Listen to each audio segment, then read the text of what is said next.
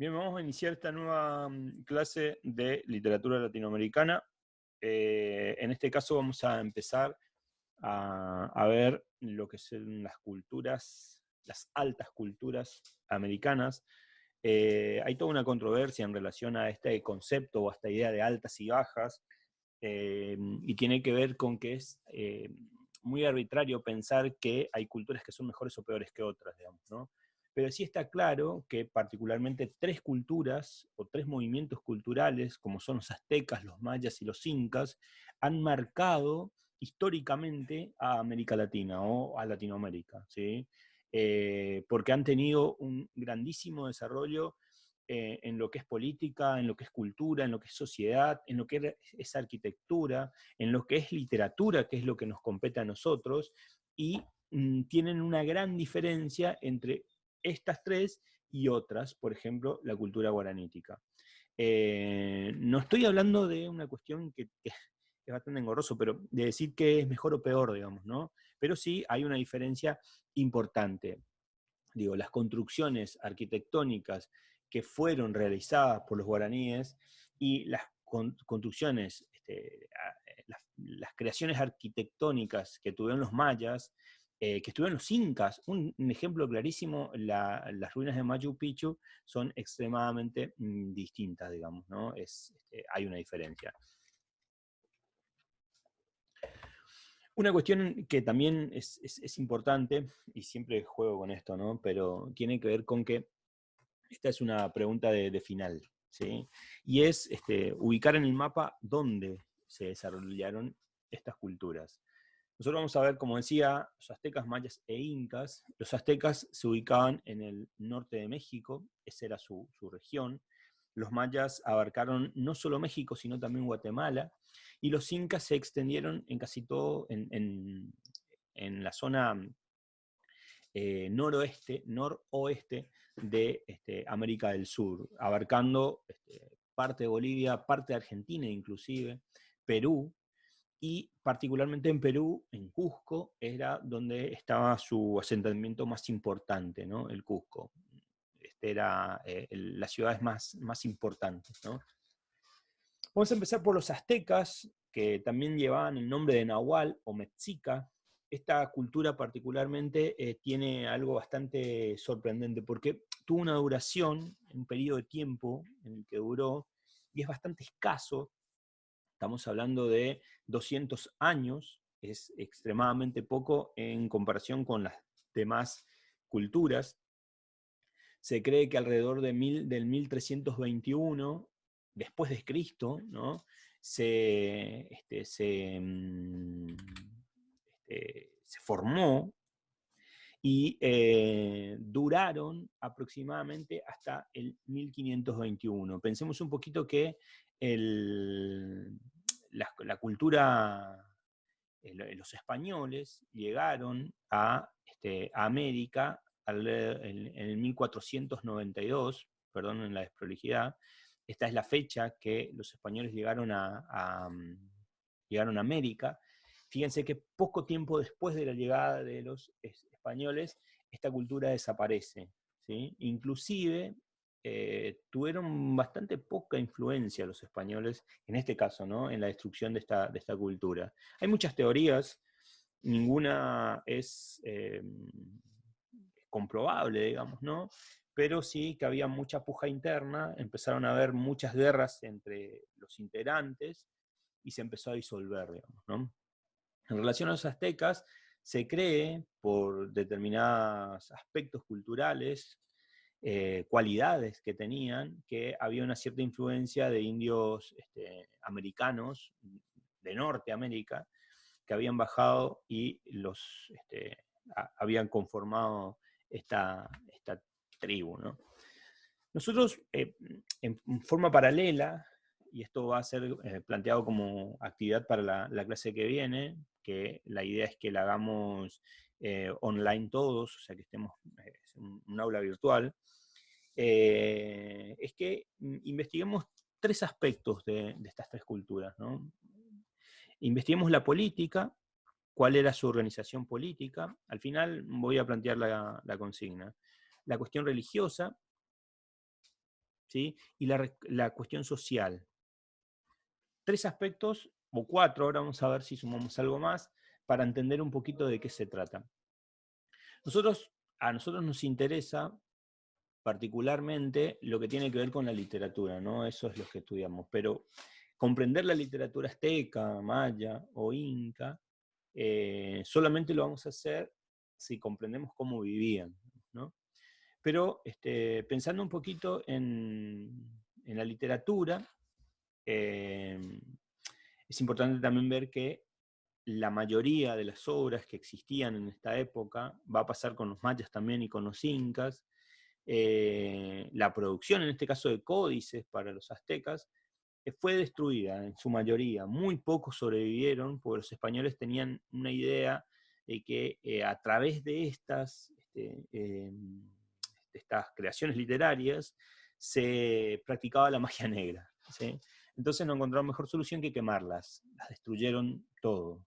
Piensen que la idea de colonización está muy relacionada con la idea de sometimiento, digamos, ¿no? De un cambio radical de una cultura poderosa sobre una cultura que era menos poderosa, ¿sí? Que era más débil.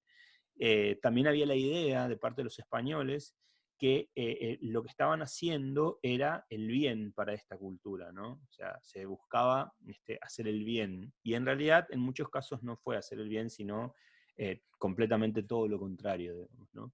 Y eso me parece que es bastante importante que tengamos en cuenta. Entonces, mucho de la literatura azteca fue completamente destruida, fue quemada, porque consideraban que eran productos de la magia negra, o sea, con el que se practicaba magia negra. La mayor producción de esta cultura tenía que ver con los mitos de la creación del universo, ¿no? Cómo se creó el universo para los aztecas, ¿sí? Que es lo que vamos a ver un poco más adelante. Y el modo de escritura eran lo que se conoce como códices, ¿no? O amoxtli. Eran figuras, ideogramas, pictogramas que representaban, o sea, un gráfico, un dibujo que representaba una idea, ¿sí? Básicamente eso era un códice, ¿sí? Y toda la creación, todo lo que se creaba, era pensado para ser recitado, o sea, toda la producción literaria era producción literaria para ser utilizada de manera oral, ¿sí? Es una de las características que tiene. También había producción poética, y lo más destacado de los aztecas era su poesía, y sus temáticas eran variadas, la cosmogonía, o sea, el modo de explicar cómo se creó el universo, cómo sucedían la aparición del sol, de la luna, de la naturaleza, explicar esas cosas, cómo sucedían eso, digamos, cómo sucedió eso. Muchos cantares y doctrinas. Este es un ejemplo de lo que es un códice, a saber que tienen dibujos, ¿sí? Cada dibujo va a representar una idea, no había letras, la creación literaria no tenía que ver con letras, con palabras, porque en realidad no habían desarrollado en este momento, pero era su forma de expresión, digamos, ¿no? La representación gráfica de cada idea, y cada idea contaba algo, ¿no? Algo relacionado con su cultura. Vamos a plantear como actividad para el próximo encuentro que investiguen sobre uno de los códices más importantes que tiene esta cultura, que es el códice de Borgia. Este es uno de los gráficos, ¿sí? Y la idea es que investiguemos a ver qué significa, cuál es el mensaje que esconde, de alguna u otra forma, este códice. Pensemos que cuando los españoles llegan, se encuentran con esto, lo primero que les genera es miedo, digamos, ¿no? Porque piensan que tienen que ver con la magia negra. Y segundo, que esto llevó muchos años, muchos cientos de años, para descifrar qué era lo que significaba cada uno de estos pictogramas, ¿sí? Cada uno de estos símbolos tenía un significado, ellos lo sabían, pero la comunicación se hacía bastante complicada, digamos, ¿no? Para compartir algo me gustaría mostrarle este video, es muy cortito, y habla sobre los códices. A ver si podemos verlo.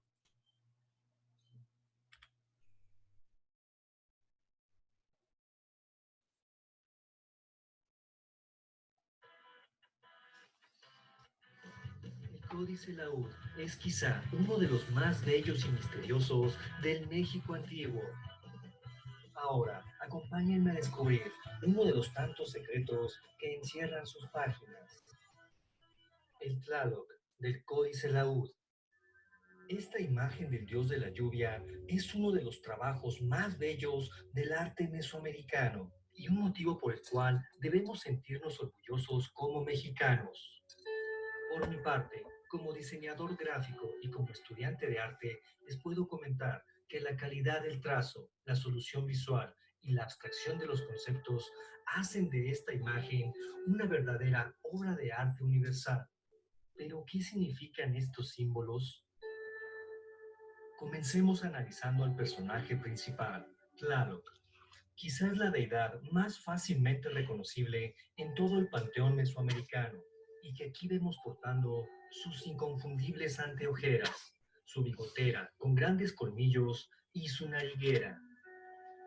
También lo vemos con su no tan común lengua bífida, como las serpientes. Y todos estos rasgos en un rostro siempre con matices de negro y azul. Lo vemos también ataviado con un tocado. Pero un detalle diferente en el Códice Laúd es que se representa a la deidad armada con un inusual yelmo de guerrero jaguar. Y más extraño aún, este Tlaloc porta una barba característica de los hombres ancianos, lo que nos lleva a deducir que estamos viendo la representación de un sacerdote guerrero ataviado con los atributos de Tlaloc y probablemente realizando alguna clase de danza propiciatoria. Pero ¿cuál es el contexto en el que se encuentra este personaje? Eso lo descubriremos a continuación. Esta es la parte superior del códice, y este detalle de aquí, ya muy deteriorado, puede que represente a las fauces del cielo. Pero regresando al conjunto en su totalidad, lo primero que vemos es el cielo mismo, y bajo de él el pasar de las nubes. ¿O serán gotas de lluvia?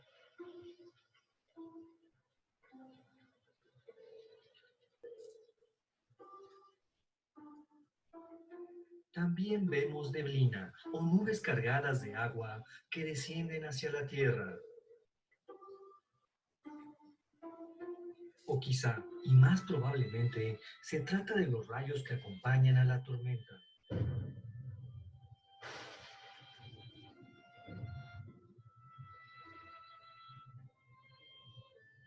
Esto es lo que muy probablemente representan los gráficos en la parte superior de esta página del códice. Pero veamos ahora los secretos que guarda la parte inferior. Aquí vemos un ambiente acuático por excelencia. Incluso la espuma de las ondas del agua está representada y nos encontramos con animales propios de este medio, como un molusco y un caracol. Pero el animal más importante es un cocodrilo. Y sabemos esto porque está marcado con un chachihuite, que es un símbolo de objeto precioso o cosa de gran valor. Así, es probable que estemos viendo una representación de la criatura de la tierra y toda una metáfora de la dualidad tierra-agua y de la fertilidad de la lluvia sobre la tierra. Pero veamos ahora el cuerpo central, y justo a la orilla del agua nos encontramos con un elemento vegetal que algunos investigadores han identificado como la planta del maíz, pero que a mí me remite más a una planta de junco.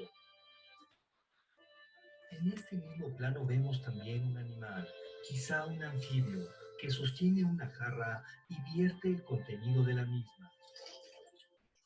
Este líquido seguramente es agua y se encuentra marcado con el símbolo de cosa de gran valor. Vemos también que el animal está emitiendo un sonido, quizá dialogando con la deidad. Continuando con la interpretación del plano central de este códice, vemos que la vestimenta del sacerdote que interpreta a Tlaloc está adornada con tiras de papel y en ellas vemos los puntos blancos que representan las gotas de lluvia. También lo vemos sosteniendo en una mano a una serpiente que simboliza al rayo y en la otra mano blande un hacha que habla. Esto simboliza al trueno. Ya para concluir, también en la parte central de esta página del códice nos encontramos con otros 20 elementos de gran significado, pues cada uno representa a un día dentro del calendario ritual. Así tenemos a un día llamado cocodrilo, a un día llamado viento, a un día llamado casa, lagartija, serpiente, muerte, venado, conejo, agua, perro, mono, hierba, caña, jaguar, águila, buitre, movimiento, cuchillo, lluvia y un día llamado flor. De esta manera, analizando cada uno de los elementos de la página, descubrimos que muy probablemente esta sección del Códice Laúd es un calendario relacionado con la liturgia del dios Tlaloc, una deidad que, como hemos visto, está íntimamente relacionada con los ciclos del agua, y a quien conocemos comúnmente como Tlaloc, el dios de la lluvia. Genial. Fíjense que cómo esto podemos relacionar por ahí con lo que tiene que ver con la necesidad humana de comunicarse, ¿no? De comunicar algo, de decir algo. Ha sucedido de siempre, digamos, ¿no? Y esta cultura no es la excepción, es una condición humana, ¿no? Es algo intrínseco. Y no importa cómo, no importa la ausencia de palabras, tal como la conocemos ahora, igual se está significando algo. Y cada dibujo, cada gráfico, cada pictograma va a representar una idea. Y eso es lo característico, de alguna u otra forma, de lo que tiene que ver con la literatura de esta cultura, ¿sí? Los códices, el modo de creación literaria eran los códices. Otra de las culturas que nosotros vamos a ver es la cultura maya. Esta cultura sí se extendió varios siglos, estamos hablando del siglo XX a.C. hasta aproximadamente el siglo XV después de Cristo. Lamentablemente hay una cierta coincidencia, digamos, ¿no? La desaparición de la cultura maya quiché se da a partir, o empieza a darse a partir de la llegada de los españoles a América. Va a suceder algo parecido a lo que eran los aztecas. Los españoles también destruyeron casi todo, o gran parte de la producción o de lo que había hasta ese momento, por ese temor a que se practicara magia negra con ellos. Entonces es muy poco lo que hay, digamos, ¿no? Esta cultura va a alcanzar su apogeo o su punto más importante de desarrollo en su época clásica, alrededor del año 250, y se va a extender hasta el año 900, todo después de Cristo. Va a haber un gran desarrollo arquitectónico, cultural. Las ciudades están organizadas de manera increíble por momentos, ¿no? Uno pensar que esto sucedía en ese contexto es algo a veces de ficción, ¿no? Algo bastante difícil de entender. Su producción poética tenía temáticas relacionadas al cielo, a la tierra. En eso se veía su adoración a los dioses. En su mayoría eran politeístas, o sea, tenían muchos dioses, excepto la incaica, que tenía una estructura politeísta, pero su dios más importante era el sol, ¿sí? En estas había muchos dioses importantes, quizás unos más importantes que otros, pero eran más variados, eran mayor en número, digamos, ¿no?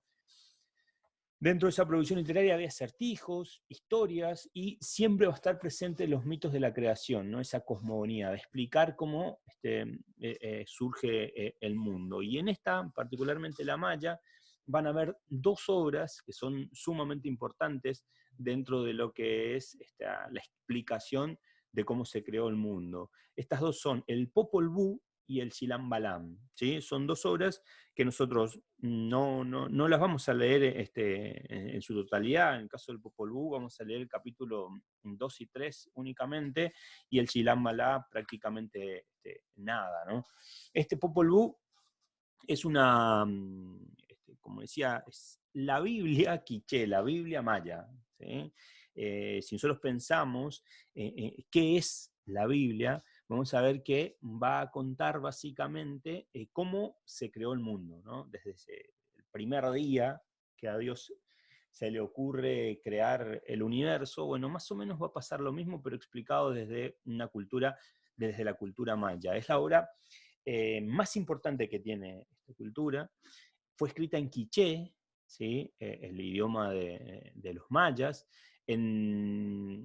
Alrededor de 1558, un nativo que aprendió a escribir, ¿sí? No tenían una escritura maya, ¿sí? Pero lo que hizo fue aprender, utilizando los grafismos del español, y logró plasmarla, ¿no? Escribir para que quede para la posteridad. Y fue descubierto allá por el 1701 recién, y un sacerdote fue el que Francisco Jiménez, fue el que la descubrió y que la tradujo al español. Básicamente, ¿qué hace? ¿Qué cuenta esta historia? Es una obra en la que se explica la creación del universo, ¿sí? Y cuenta la historia de dos gemelos sobrenaturales, poderosos, dioses, que se enfrentan y ganan en ese enfrentamiento a las fuerzas del inframundo. El inframundo hay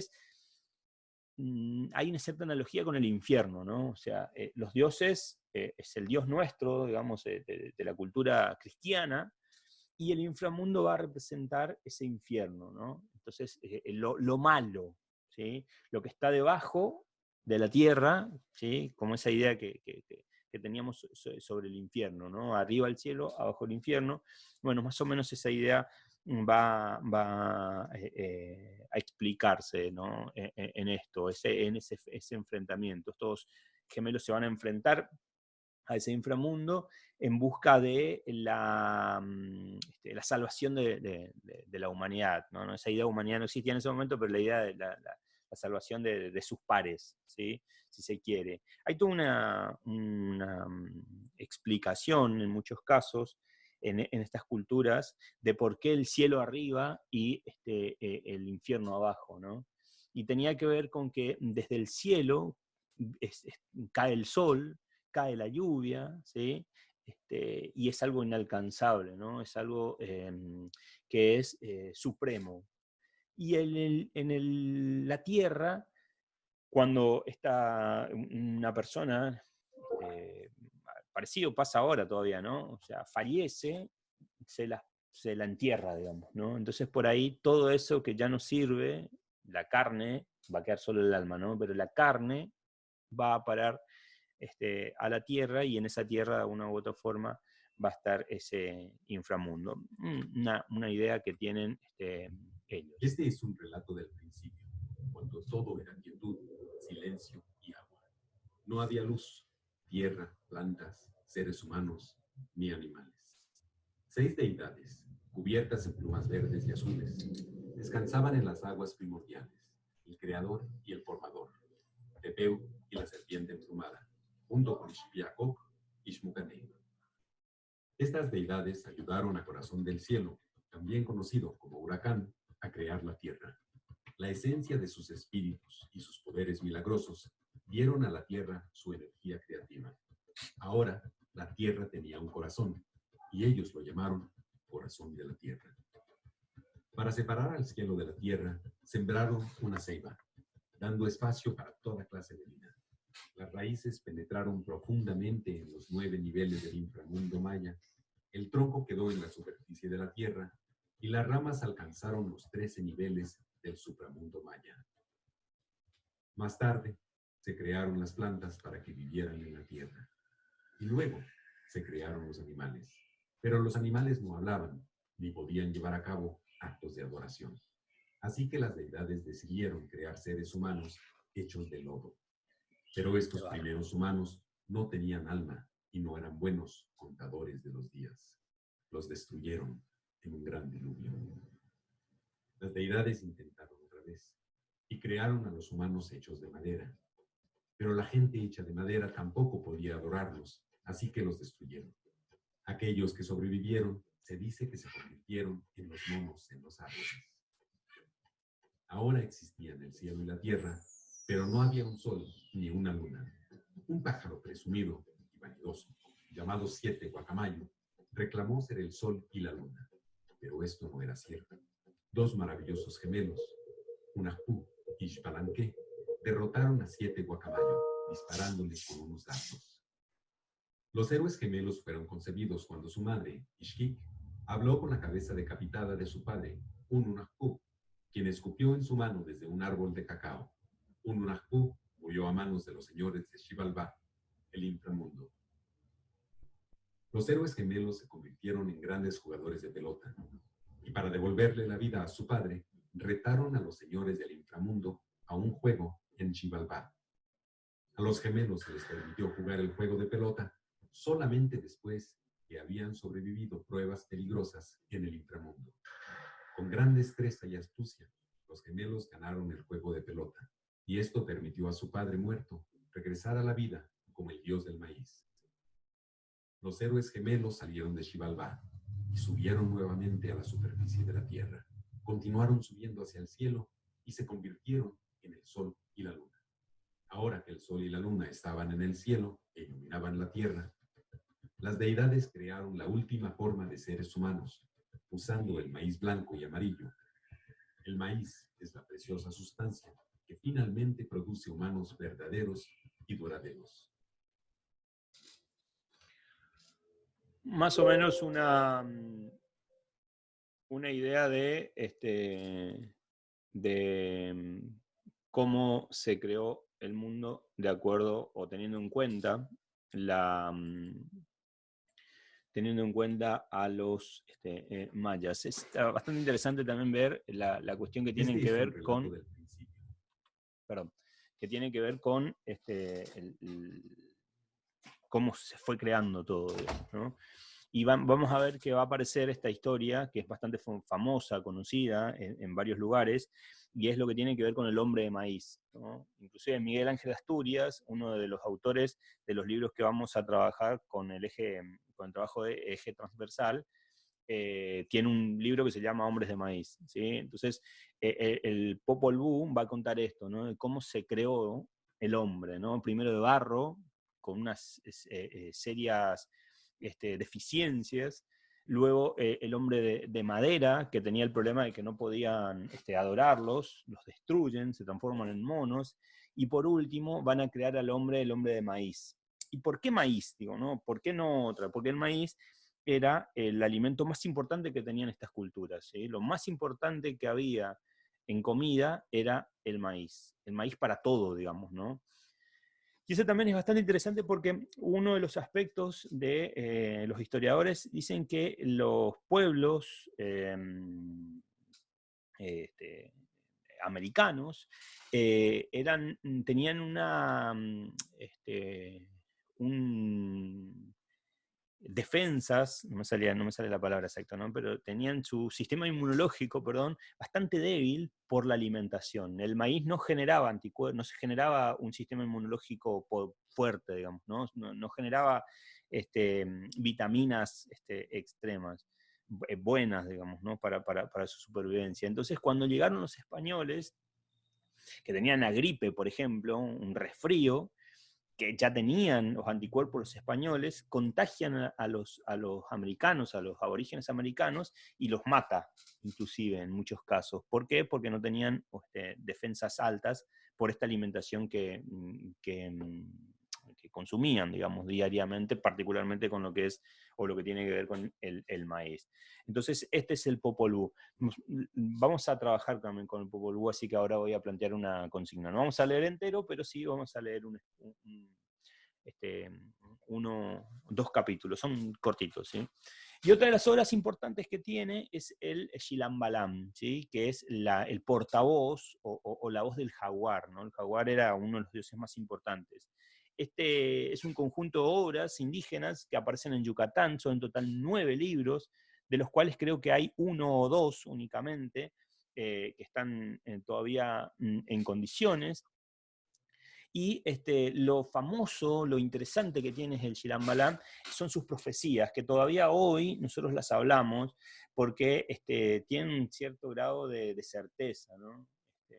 En estas obras se hablaba de un final abrupto de esa cultura y de un renacer, ¿sí?